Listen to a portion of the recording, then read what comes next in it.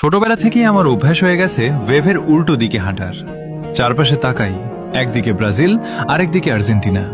হলুদ নীল আর নীল সাদা পতাকায় ফেসবুক, পাড়া, আড্ডা সব ভেসে যায়।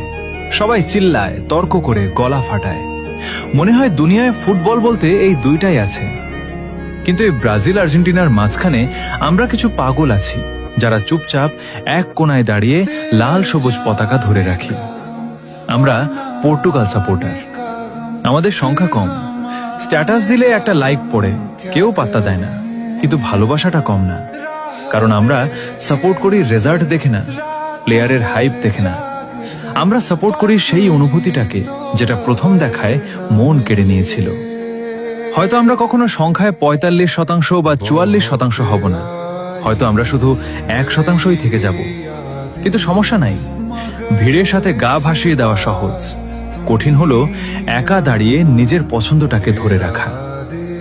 আমি গর্ব করে বলি আমি পর্তুগাল, আর আমি জানি আমার মতো আরো অনেকেই আছে যারা এই ১%-এর মধ্যে আছে।